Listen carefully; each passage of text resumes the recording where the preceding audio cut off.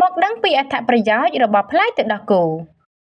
តែអ្នកដឹងទេថាផ្លែទឹកដោះគោពិតជាផ្ដល់អត្ថប្រយោជន៍យ៉ាងច្រើនចំពោះសុខភាពខាងក្រោមនេះគឺជាអត្ថប្រយោជន៍មួយចំនួនរបស់ផ្លែទឹកដោះគោ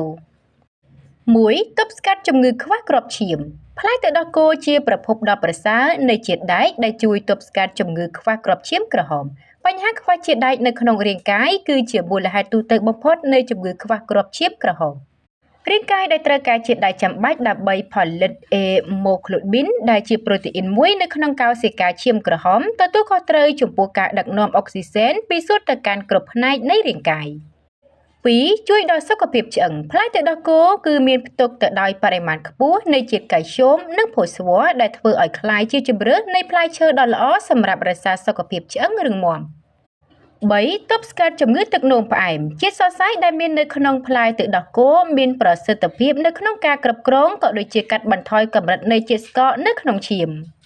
4. ផ្លែទឹកដោះគោផ្ទុកសម្បូរទៅដោយវីតាមីន C នៅក្នុងផ្លែទឹកដោះគោគឺមានផ្ទុកសម្បូរទៅដោយវីតាមីន C កម្រិតខ្ពស់វីតាមីន C គឺជាសារធាតុចិញ្ចឹមរលាយនៅក្នុងទឹកដែលមានសារៈសំខាន់ខ្ពស់នៅក្នុងការគាំទ្រដល់មុខងារសំខាន់ៗជាច្រើននៅក្នុងរាងកាយ 5. ផ្ទុកទៅដោយវីតាមីននិងជាតិរ៉ែនៅក្នុងផ្លែទឹកដោះគោគឺជាប្រភពដ៏ប្រសើរនៃជាតិកាល់ស្យូមវីតាមីន A វីតាមីន C និងជាតិដែកដែលសំខាន់ជួយទ្រទ្រង់រក្សាសុខភាពការពាររាងកាយរបស់អ្នកឲ្យរឹងមាំ